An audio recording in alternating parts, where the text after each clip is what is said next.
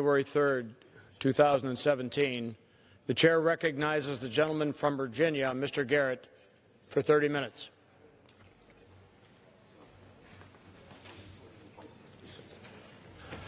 Thank you, Mr. Speaker.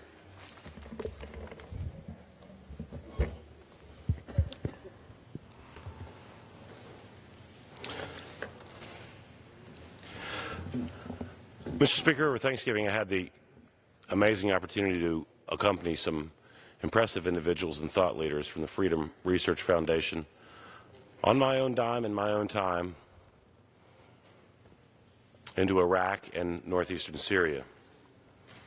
There was a debate that ran between myself and one of these individuals over what was more dangerous, ignorance or evil, and ultimately I suggested that perhaps ignorance is dangerous and evil is dangerous, but the most dangerous thing might be the ignorance of evil itself. In order to vanquish evil, we must first vanquish ignorance, that we must recognize the evil that exists in order to correct it. So tonight, to that end, I'll speak to the realities on the ground, not only in the Middle East, but in so many parts of the world, but specifically in Iraq and Syria right now as I speak. If we don't get this right, not only will innumerable lives vanish, but entire cultures will vanish. To my left, your right, is an image of individuals restrained and then set on fire, one of many barbaric acts that I could have chosen to visually depict the horrors that have been visited upon this region since the rise of ISIS and the Syrian civil war began. Edmund Burke once said, and I'll paraphrase, the only thing necessary for evil to triumph is for good to do nothing.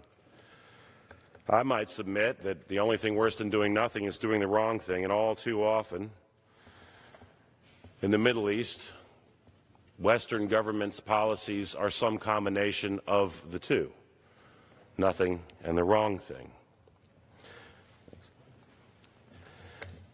There are any number of ways to illustrate this, but one might be this depiction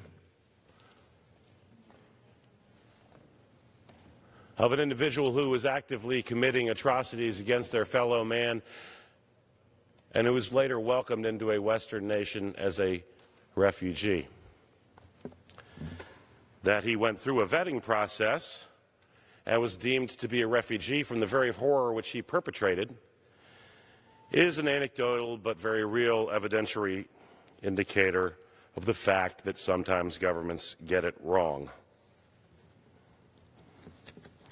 And we've gotten it wrong enough in this part of the world recently that we've seen not only ethnic cleansing, but genocide on a scale that really and truly is hard to imagine the mirror of. Perhaps Cambodia, certainly during the Second World War.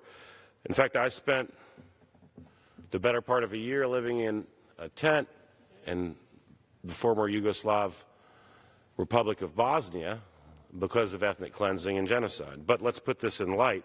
We look the other way or do nothing so often that it becomes almost second nature. In 70 years, a civil war has raged in Burma. Minority peoples, the Chin, the Kachin, the Karen, the Wa, the Shan, and now, finally, and receiving some attention, the Rohingya are persecuted, exterminated, and displaced by a raging government, and the West is quiet, perhaps not because we condone it, but because we're not aware of it. In Rwanda, over a period of 100 days, we lost about 10,000 lives a day. That is 1 million people. In Bosnia, 8,000 were killed in Srebrenica in 1995. These war crimes begat the ICTY, the International Criminal Tribunal of Yugoslavia, and yet, as we see ISIS rolled up into its final stronghold in the Darfur province of Syria, with fighting currently going on as we speak around Najin, no similar such thing exists. In fact, we see individuals who we can identify who've immigrated to Europe who have not at all been held to account. That in itself is a shame and a tragedy and something that I would hope to see corrected.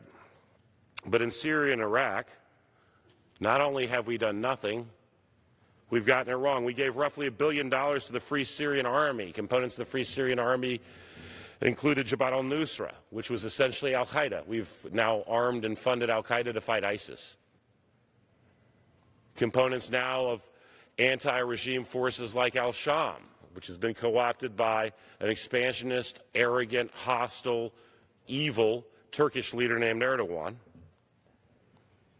And in the meantime, we've seen any number of minority communities persecuted, displaced, and murdered and raped across the region. To my left, your right, you'll see a pie chart. It's 100% of a pie chart. That represents the approximately 3 million Christians in Iraq and Syria at the high point of their population in the 21st century. What remains of that pie chart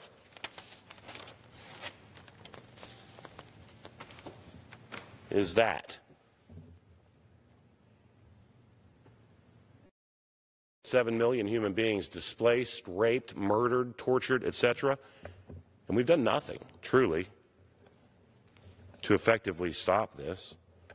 There was lament from the White House and many others, myself included, about the disproportionate numbers of individuals admitted as refugees by virtue of how it reflected the total population of these areas and their faith.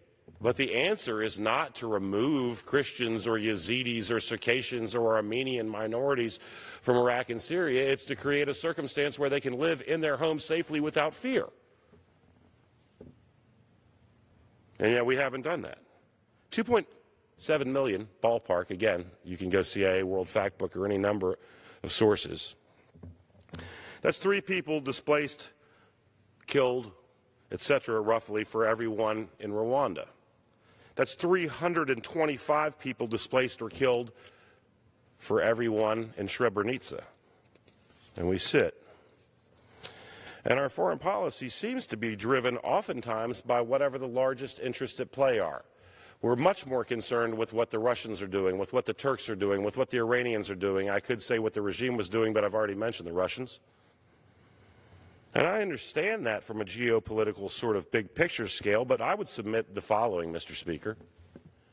If you want to get the big things right, you must first start by getting the small things right.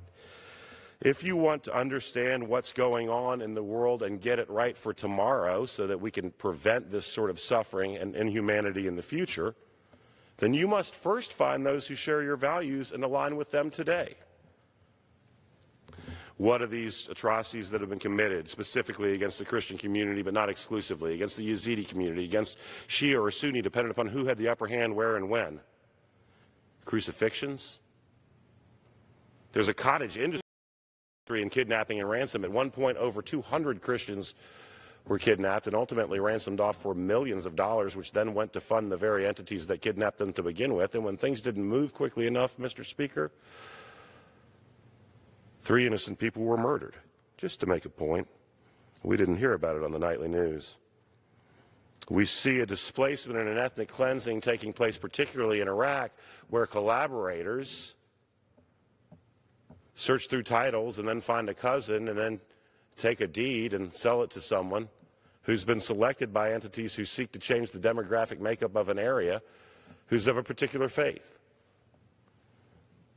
So the Shabak population, perpetually a victim population in itself, has been moved into Christian areas to repopulate them with those who will be complicit in the rearrangement of entire regions. In fact, before the conflict in Iraq, there were vibrant, thriving Christian communities in Basra, in Baghdad, and Mosul, and now we've seen them rolled up, pushed out of the country, murdered, and then now essentially contained, by and large, in the Nineveh Plain. The Khabur River area in Syria was under siege by ISIS, where churches and homes were destroyed, but where also the regime of Bashar al-Assad dropped bombs from aircraft. And if this victimization isn't bad enough, it's multiplied by the fact that ISIS and those who fight against ISIS, in the case of the Free Syrian Army, hold with great disdain the West. And so therefore, if you happen to be Christian, you are identified by default as pro-Western, and therefore the argument is, let them help you. Well, these people aren't any more Western than I am Middle Eastern, but they're victims of that perception, and we do nothing.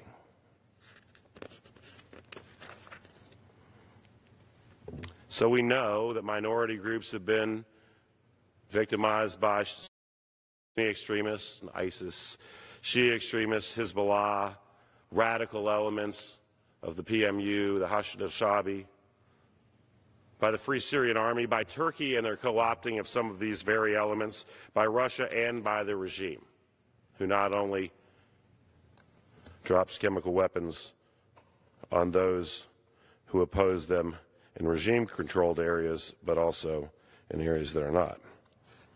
All of these exploit or target religious minorities in order to maintain political power. And it's a play that's as old as tyranny itself, that you would find a minority group that was large enough that everyone might know someone in that minority group, then ascribe to them all the problems of your society, and then in creating a victim, unite your society against that minority group in order to maintain your own power. It is the face of evil. And who does this? Well, the regime in Russia, but Turkey in particular, has been guilty, and I think is egregiously so by virtue of the fact that we refer to them constantly as our NATO ally. Turkey has taken the occasion of calamity in Syria in order to enhance and expand Turkey itself. This is absolutely, positively, unequivocally undeniable. To my left, your right, you see pictures of the entrance to the hospital in Afrin, along with El Bab and Jarablus, areas that the Turkish have taken military control of, under the auspices of a cleverly named marketing ploy called Euphrates Shield, which tacitly was designed to help root out ISIS. If indeed this was designed to help root out ISIS, why do Turkish flags fly above the buildings in Afrin, as opposed to Free Syrian flags? Why is it that the sign in front of the hospital is not Kurdish and Arabic, but now in Turkish and Arabic? Why are they changing the names of the streets in Afrin to Turkish names? Why have they changed the language in which students are taught in school? Why is the police force in Afrin, equipped with Turkish equipment, swearing allegiance to Erdogan, speaking Turkish, and imposing a Turkish will upon a people who are not even ethnically Turkish? In fact, to compare Afrin or Jarablus or El Bab to the Sudetenland is to forget the fact that there were actually Germans in the Sudetenland when it was ceded to Hitler. So we've seen an expansionist Turkey use the calamity of ISIS in the Syrian civil war to grab land and then impose upon a people a language that is not their own, rules that are not their own, enforcement that is not their own, and tyranny that is not their own. And this is the tip of the iceberg. These are our NATO allies. They spend millions of dollars a month in this city to influence policy and opinion. They put our air base at Incirlik under siege, quite literally, cutting power and water to that facility where nuclear weapons were stored. And candidly, we're a scintilla away from storming the gates and visiting unimaginable terror on our servicemen and women stationed there. They brutalized, kicked, stomped, punched, and hit with asps and wands American citizens on American soil. They attacked and killed civilians in Syria with U.S.-made weapons, F-16s, and now we're going to sell them F-35s. Erdogan speaks in favorable terms of the Nazis. Turkey, our NATO ally, is engaged in three-party talks regarding the future of Syria with such global good actors as Iran and Russia, negating the thoughts or interests of their quote-unquote NATO allies, or more importantly, in my estimation, the very people who suffer under their jackboot. They've imprisoned over 50,000 people as a result of an uprising and have been rated to have one of the least free presses on the planet Earth. They conflate truth with fiction, and they manipulate U.S. policy by conflating the YPG with the PKK, and the PKK in Syria with the PKK in Turkey. And even now are demanding a, quote, Kurdish withdrawal from Manbij, where I met with members of the military council, suggesting that the YPG unilaterally controls Manbij. Well, I have news for you, Mr. Erdogan. It's already been done. The SDF controls Manbij, and the leaders of that military council might have some Kurds among them, but they also include Arabs and Christians and everyone else who lives in that region. And we're negotiating with them over this because they play word games and they're a step ahead of us. One of the most amazing stories I heard was outside Jarablus at the front lines from a local commander who said that when the Turks came into Jarablus, the ISIS fighters that the Turks said they had vanquished never actually vanished, but only changed uniforms.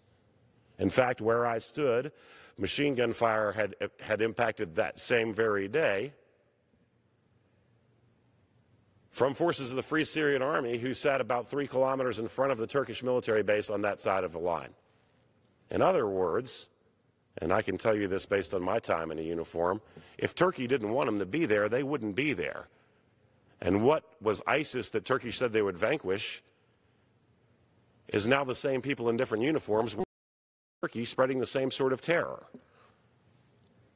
And they have the hubris to demand that the Syrian Democratic Forces, which are a multi-ethnic, tolerant, pluralistic group which represents the various ethnicities and religions of the individuals on the ground, is synonymous with the Kurdish element, the YPG, which, yes, indeed, had a great deal to do with liberating Manbij from ISIS, but is no longer responsible for that area. Why? So that they can co-opt control of that area without firing a shot.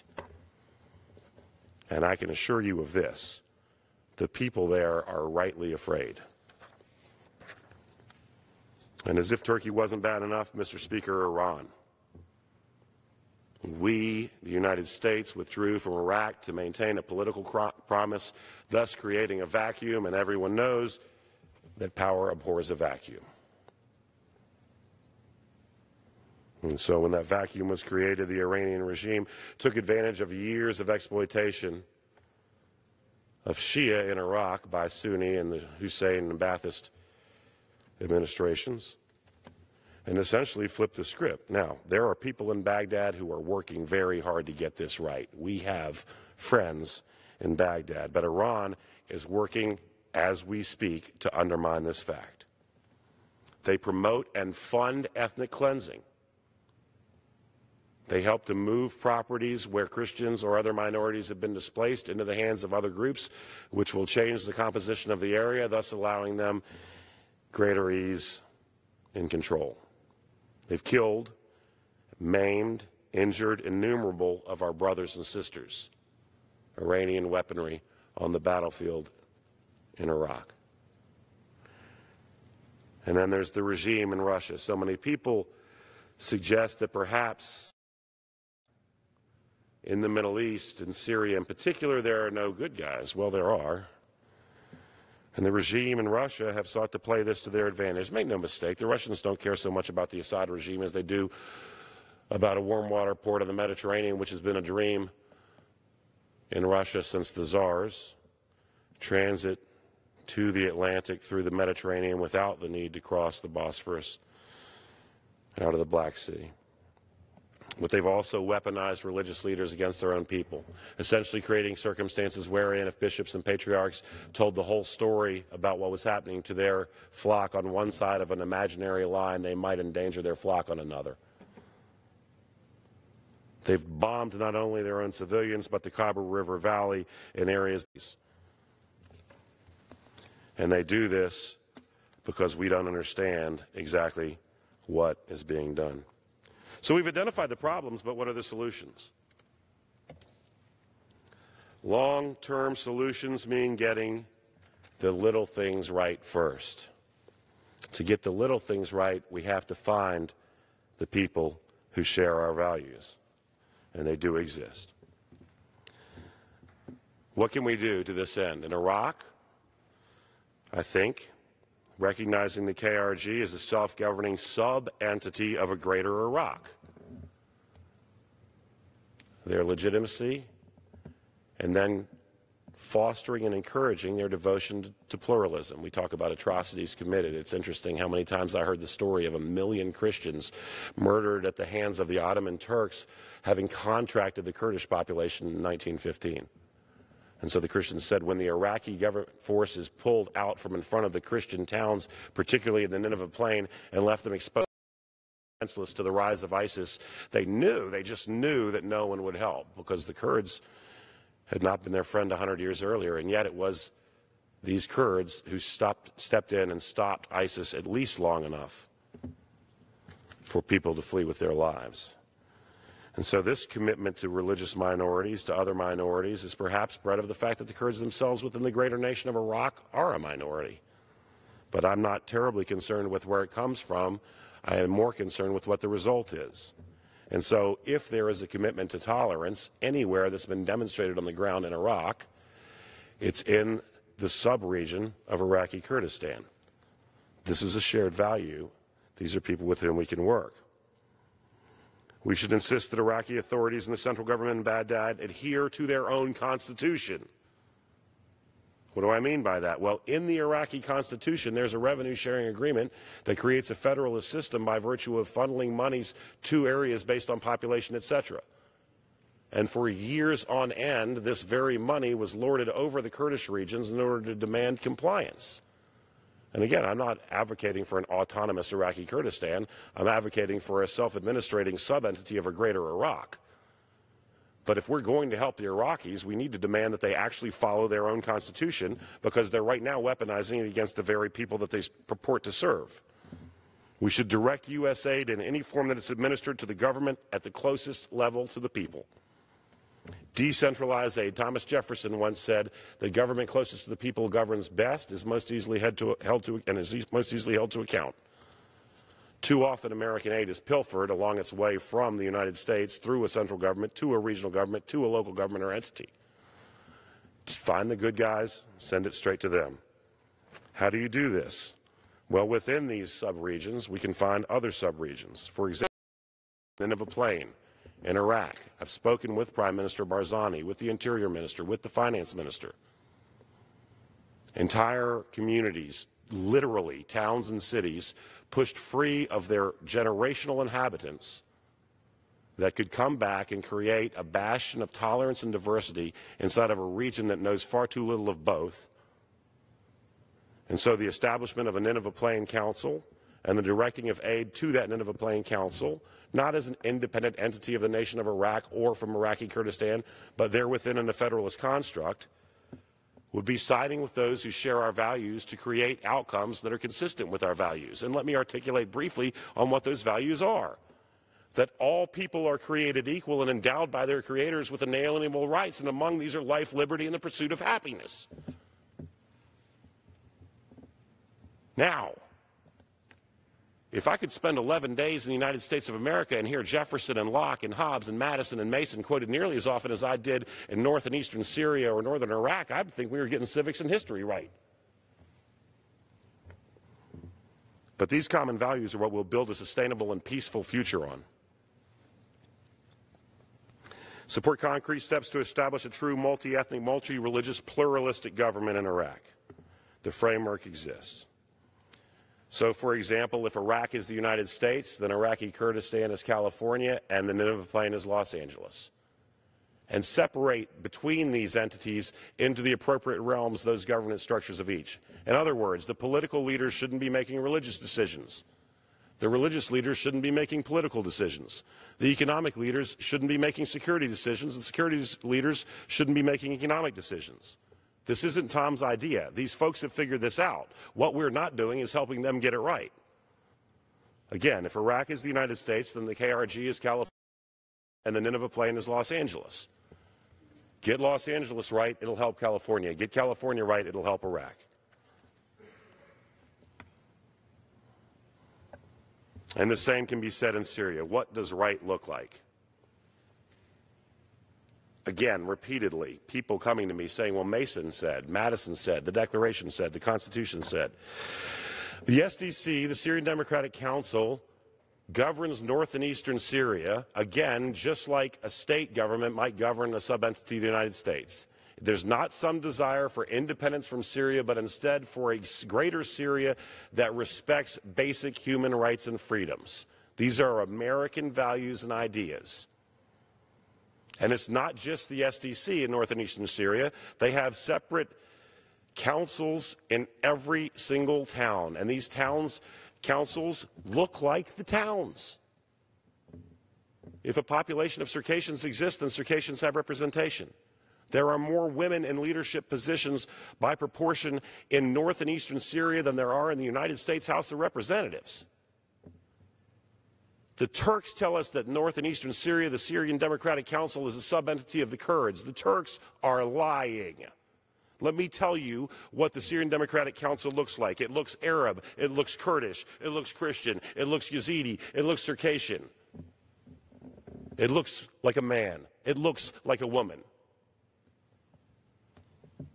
It looks liberal. It looks conservative. It looks like you and me. And what do we do to get it right? Well, the first thing that we could do that wouldn't involve spending a single dime of taxpayer money is recognize the right of the Syrian Democratic Council to exist as an independent sub-entity of a greater Syria. Mr. President, you could do this with one tweet. Again, I am not advocating on behalf of an independent North and Eastern Syria. I'm advocating on behalf of a Syrian nation that shares values based on what the leaders in this land that have undergone so much tragedy, so much dying, so much rape, have suffered through to begin. Instead, we shape our policy on what might the Turks do, what might the Iranians do. I've got bad news. There's not a darn thing we can do to make them like us. Meanwhile, we've got people who inherently are drawn to us by virtue of an idea that everyone has a right to go to sleep in his or her own community without fear that they won't wake up in the morning, who just need us to say, yes, you have a right to be there. What other steps? Allow visas for the SDC leaders to get to the United States. That's right. They have essentially what is a state government. Their leaders aren't allowed to come here. Their leaders aren't allowed to walk the halls of this building like leaders from every other nation in the world and tell their story. Stroke of a pen. Suggest that the values articulated in the SDC's social contract be mirrored in foundational documents for a new Syria. These values include tolerance, pluralism, secular government, not secular society, freedom of religion, freedom from religion, equal rights for women, no persecution of people based on sexual orientation, the right to aspire and attempt and endeavor and succeed. These are American values. I'm not suggesting that we say that the SDC social contract should be adopted by all of Syria. I'm suggesting that we suggest that when we negotiate this, because heretofore they're not even invited to the table, that they look at those values and seek to mirror those as part of any sort of sustainable future in that country. To that end, we should insist on the inclusion and recognition of the SDC in any peace negotiations. We should establish immediately a no-fly zone over North and Eastern Syria. If the North and Eastern Syrian SDC doesn't want you flying and the United States doesn't want you flying, you can't fly. Why? Well, because the Turks have stationed artillery on the border. They've shelled across the border. They've killed civilians across the border. The regime has dropped barrel bombs in the Khyber River Valley and killed civilians across the border. And the SDC, God bless them for trying, doesn't have any way of stopping it. We should inform Turkey that the YPG is already out of Manbij and that the SDF isn't the YPG. We should inform Turkey ultimately that they can get out of Syria or they can get out of NATO. The farce that suggests that Euphrates Shield is somehow an operation where Turkey collaborates with the world to rid it of the evil of ISIS is proven false by virtue not only of the horrific atrocities committed by the Turks, not only of the allowing of the Turks, of the forces that are ostensibly under their control to continue to attack peaceable peoples in the region, but also by the renaming of the streets, the hospitals, the schools, the police departments in the areas which they have occupied under the auspices of combating ISIS. When was the last time the United States Army ever liberated an area and then changed the language to English and flew the U.S. flag over the hospital and the county administration building? These are not our allies. And what can we do to help not only in Syria and Iraq, but in both? Make a concrete commitment to governments at whatever level. The local level is embodied by the Conceptual Nineveh Plains Council, the state level as embodied by a KRG who, while not perfect, is acting a whole lot more in alignment with values of tolerance and secularism than anyone else in the region, and the federal level in the instances of places like Jordan. Make concrete commitments to these people who share our values. This means more than money. Support Iranian opposition groups. Insist that our allies either do business with us or with the Iranians. Suspend the sale of weapons to Turkey until the Turks begin to behave like a nation that belongs amongst the community of nations. In closing, Mr. Speaker, I'm proud to be an American, proud of American values. But we, like all human beings, are imperfect. Time's expired. Contrary to the thoughts of some, America is not the source of all the world's problems. We're also not the solution. But with great power comes great responsibility, Mr. Speaker. And we've been given great power. It's our duty to get this right, just like in the parable of the talents, to whom much is given, from whom much is expected. There's no excuse in remaining ignorant. People are dying. We need to get this right. I thank you.